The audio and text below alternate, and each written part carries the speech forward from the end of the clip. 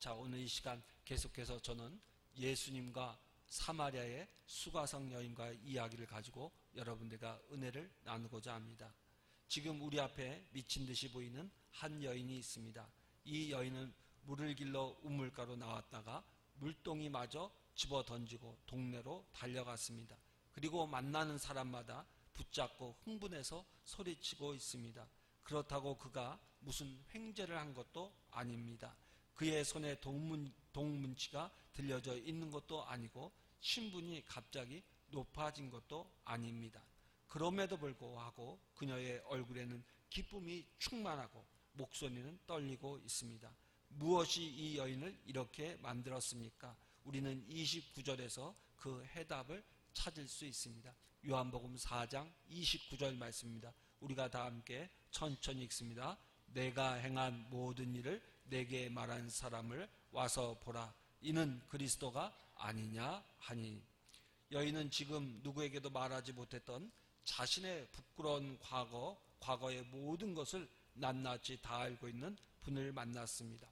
그리고 그 여인은 자신을 그토록 자세하게 알 수 있는 분은 예수 그리스도밖에 없다고 생각했습니다. 우리 다 같이 29절에 말미에 보면 이런 말이 나오잖아요. 그리스도가 아니냐라는 말은 우리가 찾던 메시아가 아니냐, 하나님의 아들이 아니냐, 그런 뜻입니다. 그래서 여인은 하나님의 아들을 만나게 된 것이 너무도 기쁘고 감격스러워서 부끄러움을 잊고 만나는 사람마다 붙들고 자신이 메시아를 만난 이야기를 하고 있는 것입니다.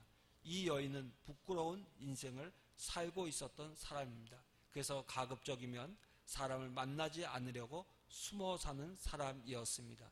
그의 입장에서는 마음의 기쁨이나 평안 혹은 행복이라는 단어들은 사치스러운 말장난에 지나지 않았습니다. 이 여인은 정서적으로 병들어 있었습니다.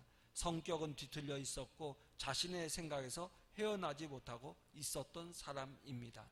첩으로 살면서 남편이 던져주는 쥐꼬리만한 용돈에 목숨을 걸고 사는 여인입니다. 이런 여인이 갑자기 수치심을 잊어버리고 기쁨에 들떠 동네로 달려가서 만나는 사람마다 미친 듯이 붙잡고 이야기하는 이변이 일어난 것입니다. 여러분은 이 여인의 이러한 언행을 이해하고 공감할 수 있습니까?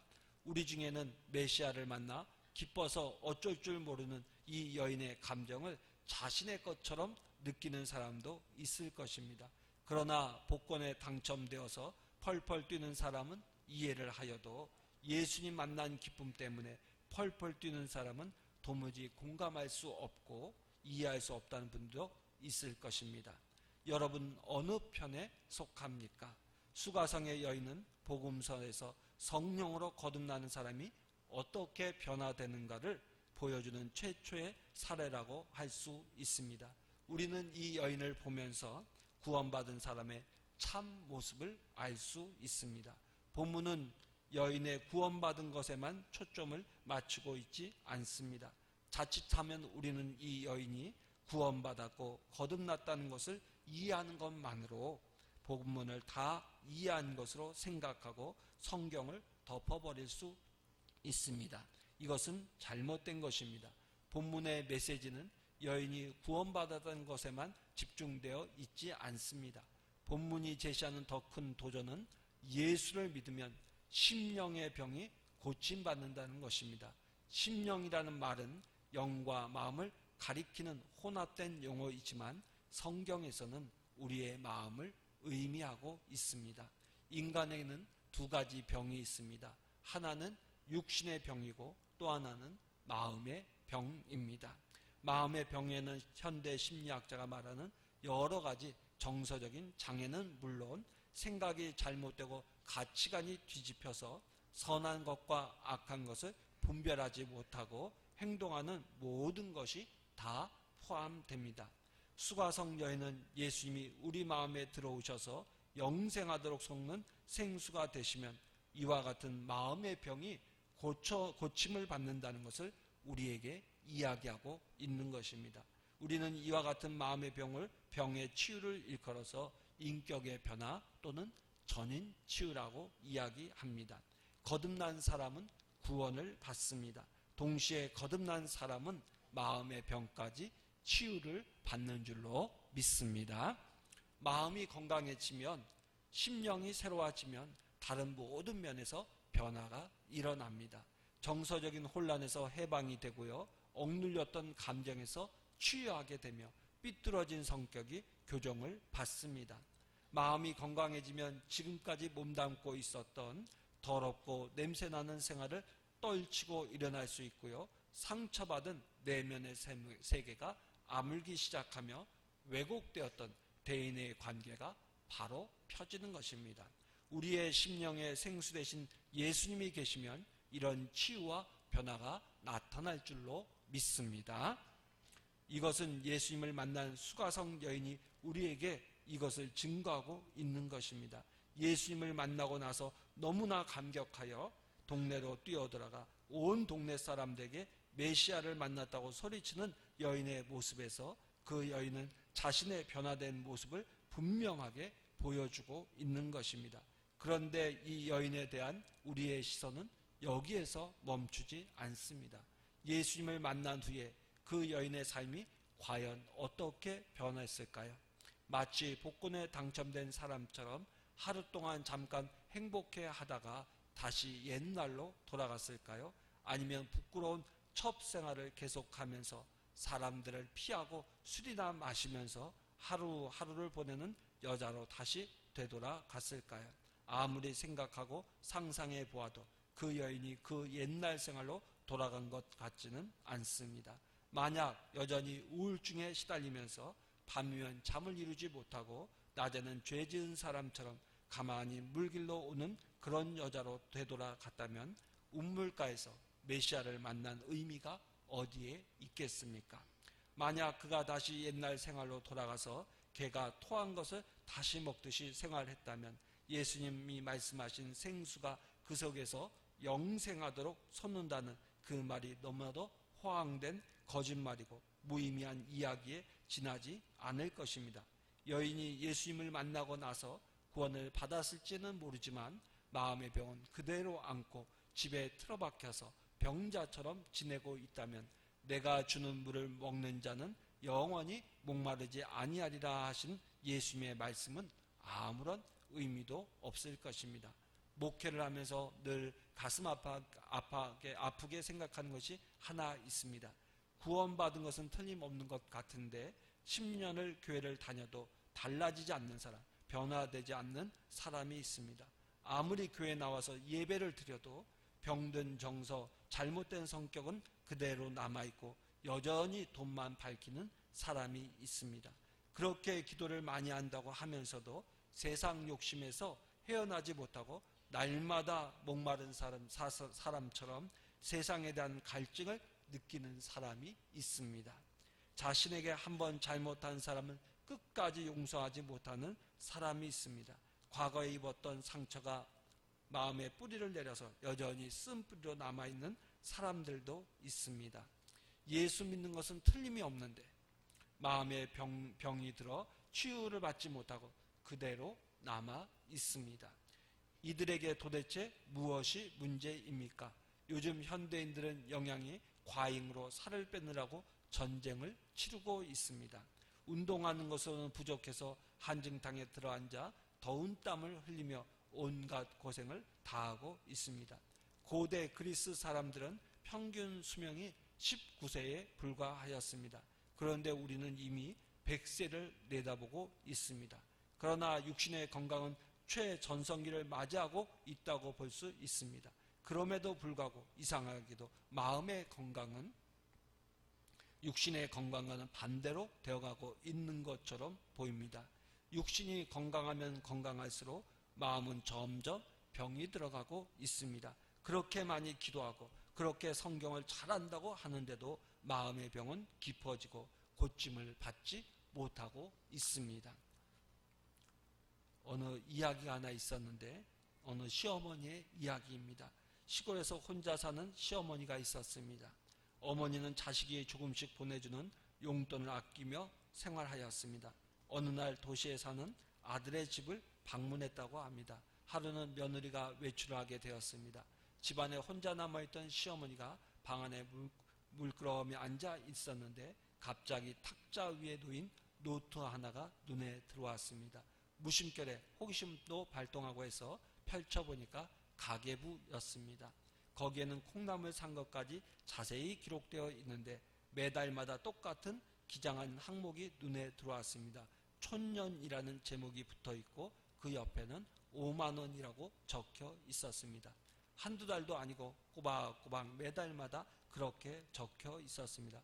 한참을 보고 있었던 시어머니는 그것이 며느리가 자신에게 용돈 보낸 것을 기록한 것이라는 것을 깨닫고 충격을 받았습니다. 시어머니가 아무리 미워도 그렇게 노트에다 쓰는지 그 마음이 완전히 뒤틀린 사람입니다. 또 언젠가 한 서울의 정신병동에 입원하고 있는 사람 중에 70%가 기독교인이라는 글을 본 적이 있습니다. 거듭난 것 같은데, 예수 믿는 것 같은데 마음의 병은 더 심해져서 건강의 균형이 깨어지는 정말 이해할 수 없는 일이 우리 가운데 일어나고 있습니다. 기독교에서 말하는 거듭난다, 새로운 피조물이 된다, 영생을 얻는다는 말은 심령이 고침받는다, 사람이 변한다, 행동이 달라진다는 모든 내용을 수반하는 전인적인 구원을 가리키는 말이지 죽으면 천국 들어간다는 의미만을 가리키는 것은 아닙니다.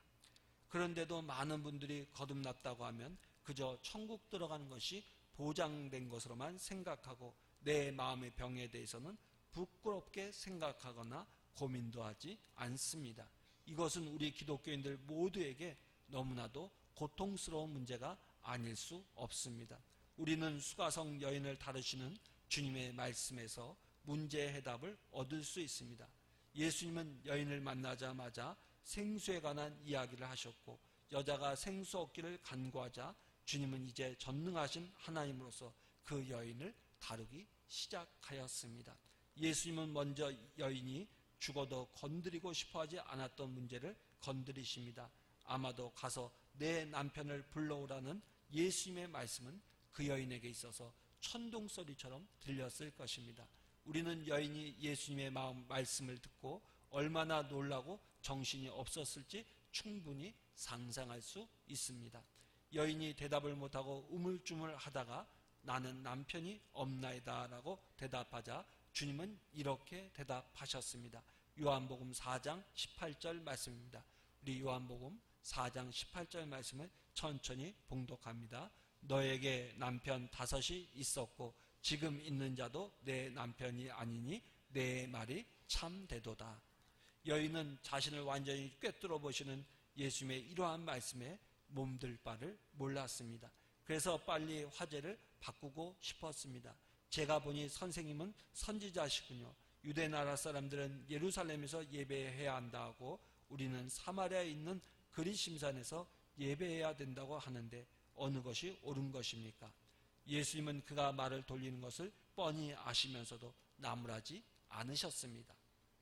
일단 화제를 바꾼 데는 성공하였지만 예수님 앞에 드러난 자기의 추악한 모습을 감출 수는 없었습니다. 여인은 말을 하지는 않았지만 자신이 엄청난 죄인이며 어디 가도 용서받기 어려운 존재임을 느끼면서 보이지 않는 눈물을 마음으로 삼키고 있었을 것입니다. 하나님 앞에서 자신이 죽어 마땅한 죄인이라는 것을 자각하는 것은 마음 한가운데 있는 큰 바위를 드러내는 것과 같습니다.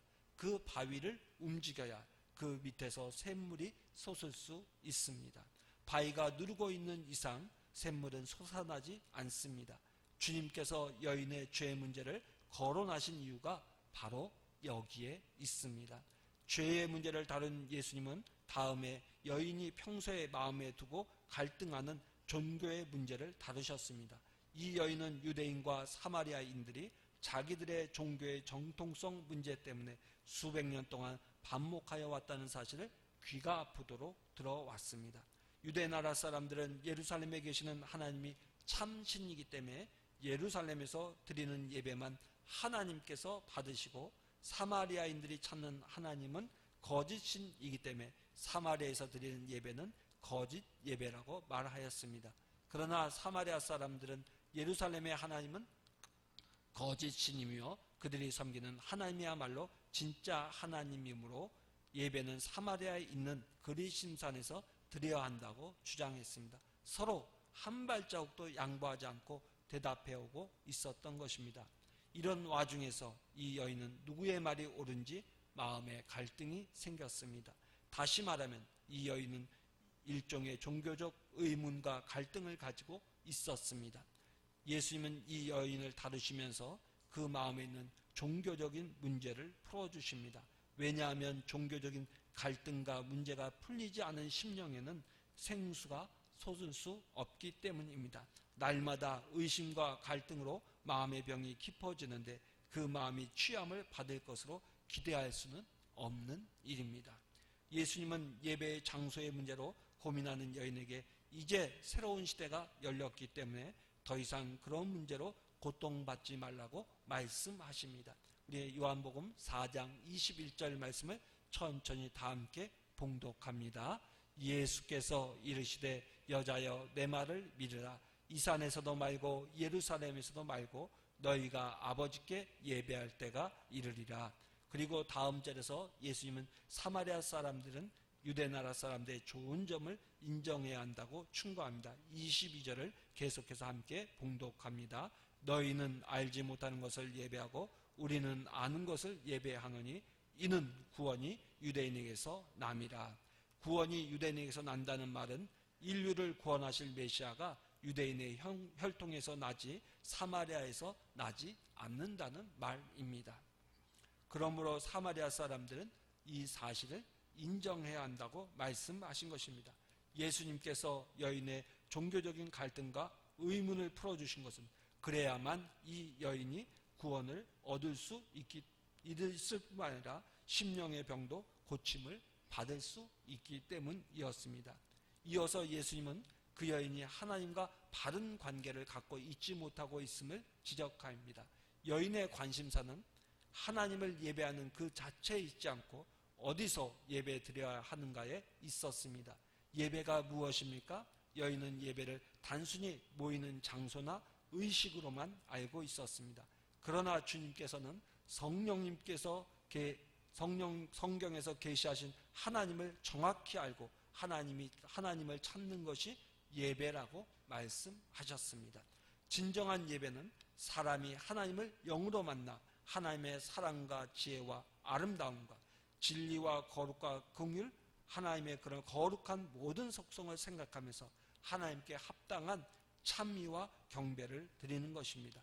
그러므로 예배의 장소가 어디냐 하는 것은 큰 의미가 없습니다.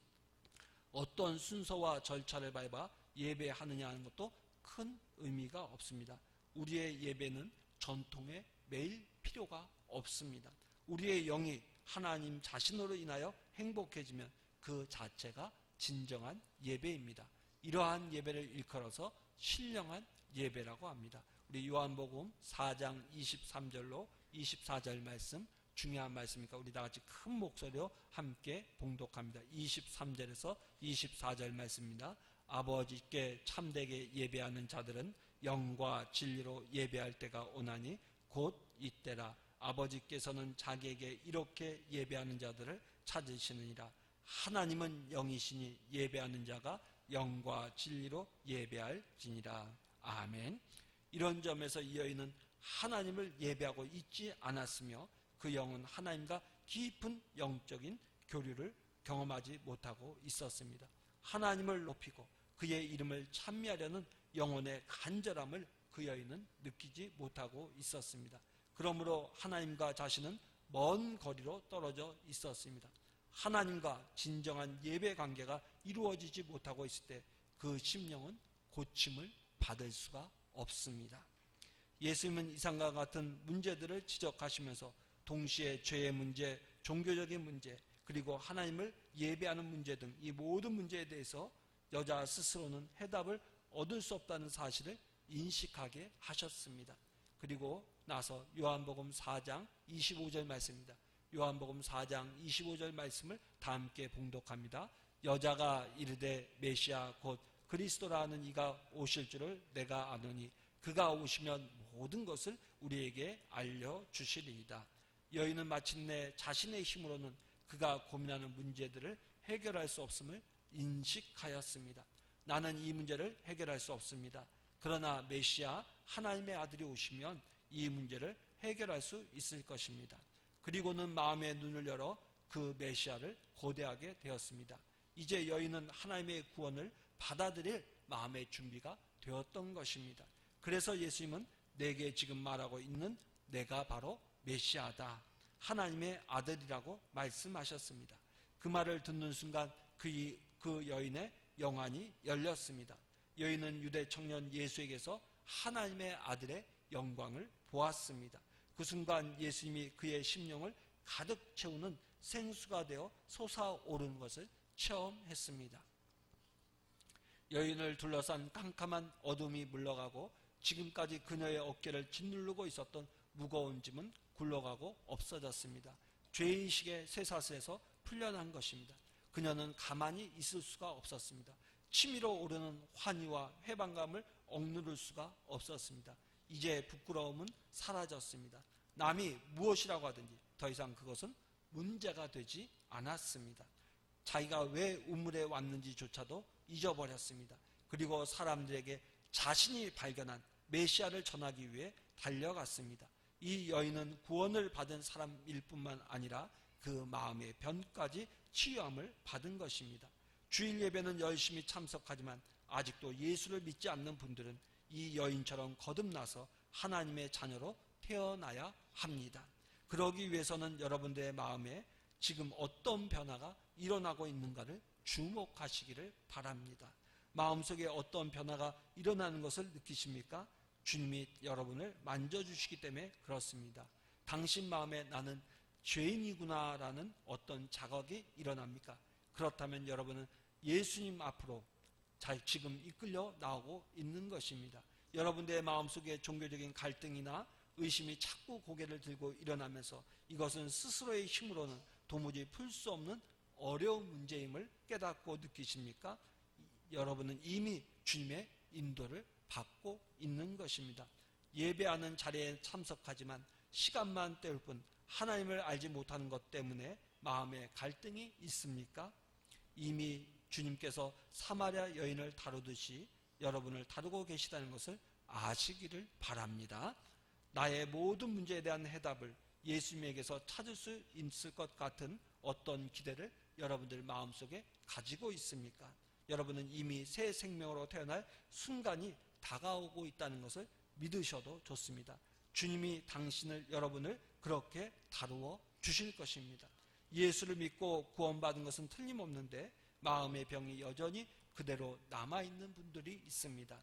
예수를 믿은 후에 오랜 시간이 지났지만 생각도 예전 그대로고 성격도 별로 달라진 것 같지 않으며 행동도 다른 사람들 보기에 예수 믿는 사람처럼 보여지지 않는 사람들이 있습니다. 예수는 믿지만 정서적으로 불안을 느끼고 우울증으로 고생을 하는 사람들이 있습니다. 용서하지 못하는 고통과 미움 때문에 여전히 괴로워하는 죄를 끊어버리지 못해서 정욕에 끌려다니는 사람들이 있습니다. 수십 년 전에 입은 상처 때문에 아직도 고통받고 있는 사람들이 있습니다. 이런 사람들은 자신을 수가성 여인과 비교해 보시기를 바랍니다. 그래서 지금 내 문제가 어디에 걸려 있는지를 찾으셔야 합니다. 여러분들은 기도할 때마다 입버릇처럼 죄인이라고 고백은 하지만 실은 그 마음속에 깊은 죄의식이 없는 사람일 수 있습니다. 이런 사람들은 심령의 병을 고침받을 수 없습니다. 그런 돌덩이 같은 것이 내 심령을 누르고 있는데 어떻게 그 마음의 병이 고침을 받을 수 있겠습니까? 아무리 성경을 많이 읽었다 하더라도 잘못을 항상 다른 사람들에게 돌리는 사람은 심령의 병을 고침받지 못합니다. 분명히 구원받은 것 같은데 틀림없는데 아직도 하나님에 대해서, 예수님에 대해서, 성경에 대해서 의문부호를 달아놓고 의심하고 갈등하는 사람이라면 예수님께 당신이 갖고 있는 종교적인 문제, 갈등의 문제에 대해서 해답을 주시도록 기회를 드리십시오. 그래야만 여러분들의 심령의 병이 고침을 받게 될 줄로 믿습니다. 예배 시간에 사람만 눈에 들어오고 인간의 소리만 귀에 들어오는 사람이 있습니다. 하나님 자신을 나의 영으로 대면하지 못하는 예배를 드리는데 습관화만 되어 있다면 그 사람의 심령의 병은 고침을 받을 수가 없습니다. 왜냐하면 영광의 주님을 직접 대면하지 않으면, 못하면, 내 영이 신령과 진정으로 하나님 앞에 엎드리지 못하면 하나님의 능력이 나를 사로잡지 못하기 때문에 심령의 병이 치유될 수가 없습니다. 물론 예수님을 믿고 구원을 받았다고 해서 모든 사람이 이 수가성 여인처럼 한순간에 마음의 병까지 고침을 받는 것은 아닙니다. 어떤 사람은 믿을 때에 이 놀라운 축복을 누리지만 어떤 사람은 마음의 병을 치료하는데 5년이 걸릴 수도 있고 10년이 걸릴 수도 있습니다. 심지어 어떤 사람은 임종시에 마음의 고침을 받는 일이 일어나기도 합니다. 예수를 오래 믿으면서도 마음의 병이 그대로 남아있다는 것은 자신을 위해서 불행한 일이 아닐 수 없습니다. 에베소 교회는 예수를 믿고 구원받은 것은 틀림없는데 마음의 병을 고침받지 못해서 문제를 일으키고 있는 사람들이 있었습니다. 하나님은 그들을 이렇게 책망하십니다. 이제부터 이방인이 그 마음에 허망한 것을 행함같이 너희는 행하지 말라. 다시 말하면 안 믿는 사람과 똑같은 마음으로 말하고 행동하지 말라는 말씀입니다. 에베소서 4장 25절 이하를 보면 에베소 교인들은 거짓말, 도둑질, 음담, 배설, 더러운 말을 부끄러운 줄 모르고 하고 있었습니다. 그리고 회방하고 교회 안에서 수근거리고 패거리를 만들고 서로 상처 주고 용서하지 못했습니다. 왜냐하면 심령이 병이 들었기 때문입니다. 마음에 병이 들었기 때문에 생각이나 성격이 뒤틀리게 되고 정서가 불안합니다.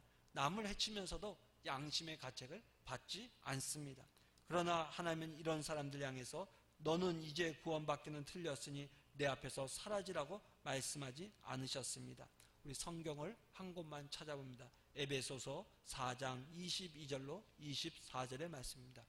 에베소서 4장 22절로 24절의 말씀, 우리 앞에 화면에 성경 본문이 떴습니다. 우리 22절부터 한번 다 함께 한 목소리로 봉독합니다. 너희는 유혹의 욕심을 따라 썩어져가는 구습을 따르는 옛사람을 벗어버리고 오직 너희의 심령이 새롭게 되어 하나님을 따라 의와 진리의 거룩함으로 지으심을 받은 새 사람을 입으라. 이것은 거듭나서 구원을 받으라는 말이 아닙니다. 이미 에베소 교인들은 예수를 믿은 사람들입니다. 그렇다면 여기서 새 사람을 입으라는 말이 무슨 뜻으로 사용되고 있습니까? 마음의 병을 고치라는 뜻입니다. 우리 가운데도 에베소 교인들이 가졌던 문제들이 있을 수 있습니다. 믿음은 있는데 마음의 병은 여전히 치료받지 못하고 있고, 예수는 믿는데 내 마음에 생수가 솟아나지 않는다면 병 고침을 받아야 한다는 자각을 가질 필요가 있습니다. 여러분, 물이 고갈된 땅을 가리켜서 우리는 사막이라고 부릅니다. 사막은 병든 땅이요 생명이 죽어가는 땅입니다. 그러나 이사야는 이 사막에 놀라운 일이 일어날 것이라고 이사야 35장에서 예언하였습니다. 하나님의 아들을 모신 자의 마음에는 광야에서 물이 솟고 사막에서 시내가 흐르는 경이로운 생명의 기적이 일어날 것이라고 예언하고 있습니다. 뜨거운 사막이 변하여 못이 되고 메마른 땅이 변하여 원천이 되고 실황이 눕던 곳에 풀과 갈대와 부들이 날 것이며 광야와 메마른 땅이 기뻐하고 사막이 백합화와 같이 피어 즐거워할 것이라고 예언하고 있습니다. 생수 되신 예수님을 모신 사람의 마음에 이와 같은 놀라운 기적이 일어납니다. 우리의 마음은 다 사막같이 메마르고 갈라지고 뒤틀리고 죽고 황폐해져서 형편없이 되었지만 생수 되신 예수님이 우리 마음에 오셔서 영원토록 솟아나는 생수가 되면 우리 마음에 꽃동산을 이룬다는 말씀입니다. 이 말씀은 하나님의 나라가 임하는 미래만을 이야기하는 것이 아닙니다. 이것은 예수님을 모시는 자의 마음속에 일어나는 경이로운 사건을 가리키고 있는 것이기도 합니다. 수가성의 여인의 마음에 이와 같은 놀라운 예언이 성취되는 것을 우리는 봅니다. 심령의 병을 고침받습니다. 생수 되신 예수님을 모시면 메마른 사막에 샘이 넘쳐 흐르고 사막에 꽃이 피어 향기가 나고 사자들이 어린 양과 뛰놀고 어린이들과 함께 뒹구는 참 사랑과 기쁨과 그 나라가 우리 안에서 일어납니다. 이런 역사가 우리 안에서 일어나야 될 줄로 믿습니다. 이 세상에서부터 주님이 다스린 천국이 그 마음에 임하면 예수 믿는 사람은 심령의 병이 고침받아서 사자처럼 날카롭고 까다롭고 남을 해치는 더러운 자아가 변화되어 어린 양같이 되고 갈라지고 거칠고 메마른 사막이 변하여 꽃동산이 될 줄로 믿습니다. 그러므로 예수님을 샘물로 마시기를 바랍니다. 죄를 회개하고 의심을 버리고 이 생수 대신 주님을 마십시다. 신령과 진정으로 예배함으로 예수를 생수로 마시기를 바랍니다. 오직 예수님만을 예배하고 사모함으로 생수 대신 주님을 내 마음에 모시기를 바랍니다. 영생하도록 솟아나는 샘물이 내 안에 퍼지면 병든 내 마음이 치유를 받습니다. 불안합니까? 두렵습니까? 죄책감이 여러분을 짓누르고 있습니까? 마음속에 미운 사람들이 있습니까? 사람 만나기가 싫습니까? 기쁨이 없습니까? 감사가 사라졌습니까? 죽고 싶습니까? 이 모든 것은 다 마음의 병으로부터 오는 나쁜 것들인데 하나님의 자녀의 마음으로 합당하지 않은 것입니다. 생수 되신 주님이 내 안에서 영생하도록 솟는 샘물이 되면 이 모든 마음의 병이 멀리 달아납니다. 그러면 여러분들도 수가성 여인처럼 동네로 뛰어가서 만나는 사람마다 붙들고 주님 앞으로 데려올 수가 있습니다. 이 놀라운 축복의 역사들이 여러분과 여러분들의 가정과 우리 교회 가운데 일어나기를 주의 이름으로 축원합니다. 기도하겠습니다.